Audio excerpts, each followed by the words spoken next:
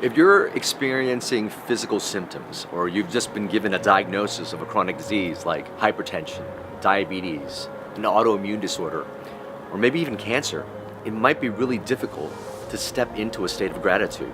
Trust me, I know that. I've been there.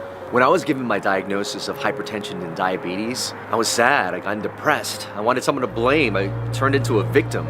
I wondered why me? But fortunately, I had a great community of doctors, of friends who really looked at me, my whole being, and was able to provide me with the tools and support it took me to reverse my chronic disease. But here are some reasons why you should be grateful for having your symptoms.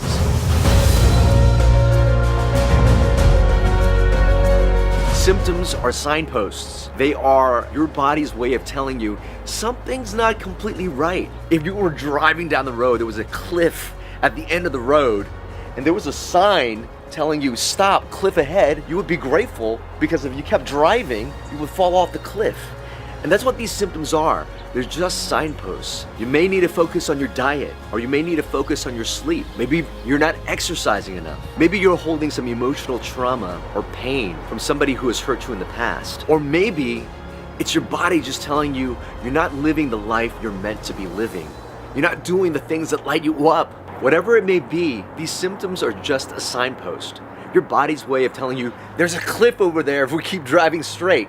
It's time to avoid it. Look, I can understand feelings of sadness, despair, and worry happens naturally when we're given a diagnosis like that. But when we activate those emotions of stress, it actually causes elevations of stress hormones in your body, including cortisol and epinephrine. What that does is it inhibits your body to repair and heal itself. It increases inflammation, it lowers your immunity. Hormones of stress might actually be what's contributing to your disease, and indulging in them can actually accelerate your disease. On the other hand, if you can cultivate the emotional states of gratitude, something magical happens. There's actually an epigenetic change that happens to your genes that promotes healing. You start creating a pharmacy of feel-good hormones in your body, including serotonin, dopamine, oxytocin. All those act synergistically that promote healing in your body. So remember, there's hormones of stress and then hormones of gratitude. The hormones of stress are going to drive more inflammation and disease. The hormones of gratitude promotes growth and healing. Tony Robbins and Byron Kelly both say something similar. If you could start understanding that everything in your life happens for you and not to you, the entire perspective of your life will change.